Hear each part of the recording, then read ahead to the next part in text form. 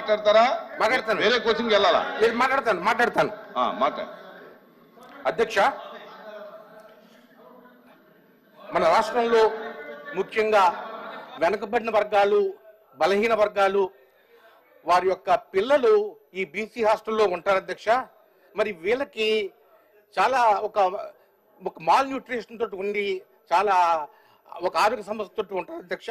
వీరు ఇప్పుడు ఇక్కడికి వచ్చి ఈ సాంఘిక సంక్షేమ హాస్టల్లో వీళ్ళు చదువుకోవడం మూలంగా వాళ్ళకి న్యూట్రిషన్ వస్తుంది అధ్యక్ష.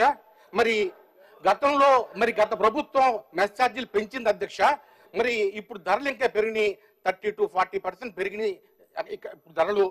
మరి ప్రతి సంవత్సరం కనుక మనం ధరలు మార్కెట్లో ధరలు ఏ విధంగా ఉంటే ఆ విధంగా పెంచితేనే పిల్లలకి ఒక సరైన వసతి వస్తుంది అధ్యక్ష.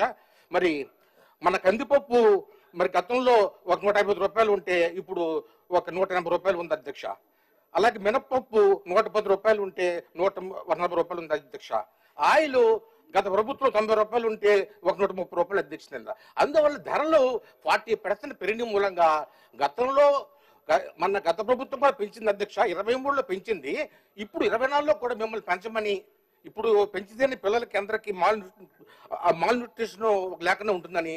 అలాగే గ్రాడ్యుయేట్ హాస్టల్లో మెస్ ఛార్జీల్లో డబ్బులు తీసుకుని అవుట్ సోర్సింగ్ ఉద్యోగులకి వాళ్ళు ఖర్చు పెడతారు అధ్యక్ష. దాని మూలంగా మెస్ ఛార్జీల మీద భారం పడి వాళ్ళు పూర్తిగా న్యాయం చేయట్లేదు. ఆ వంటలు సక్రమంగా వండకుండా ఆ పూర్తి పదార్థాలు అందకుండా ఉంటున్నారు, ఎందుకంటే అక్కడ స్టాఫ్ లేకపోవడం మూలంగా. అందువల్ల ఆ మెస్ ఛార్జీలు 100% ఉపయోగపడాలంటే అక్కడ అవుట్ సోర్సింగ్ ఉద్యోగుల్ని చేయవలసిందని కోరుతున్నాను అధ్యక్ష.